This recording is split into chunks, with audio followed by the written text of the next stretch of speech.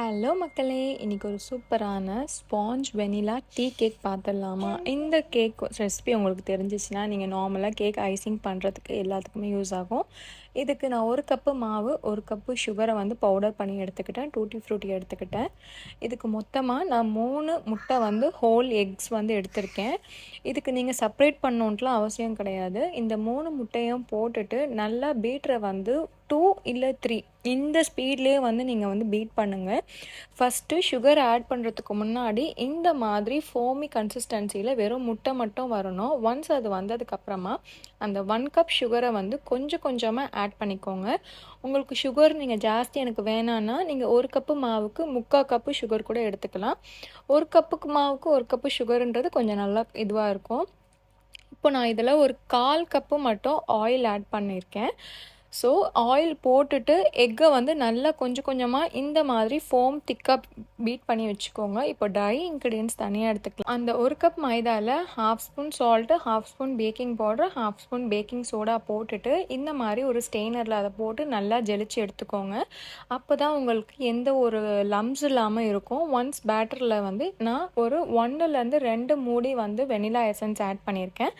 இந்த மாதிரி cut and fold மெத்தட்லேயே பண்ணுங்கள். ஏன் கட் அண்ட் ஃபோல்ட் மெத்தடில் பண்ண சொல்கிறேன்னா, அந்த முட்டையோட ஏர்னஸ் இருக்க கேக் வந்து நல்லா சாஃப்டாக இருக்கும்.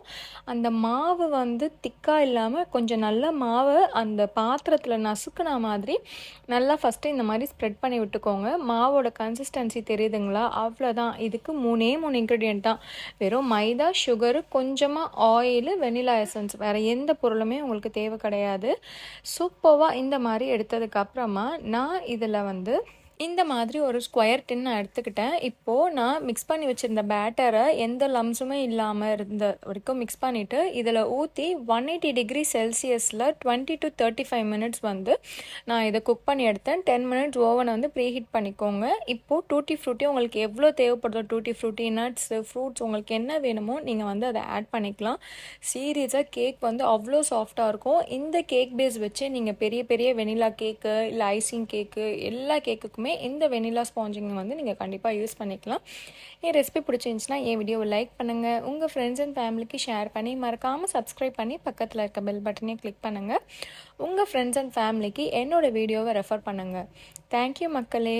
இப்படி தான் கேக்கோட அவுட்புட் வந்துருந்துச்சு. ரொம்ப சாஃப்டாக ரொம்ப சூப்பராக இருந்துச்சு. கண்டிப்பாக நீங்களும் ட்ரை பண்ணி பாருங்கள். பாய்.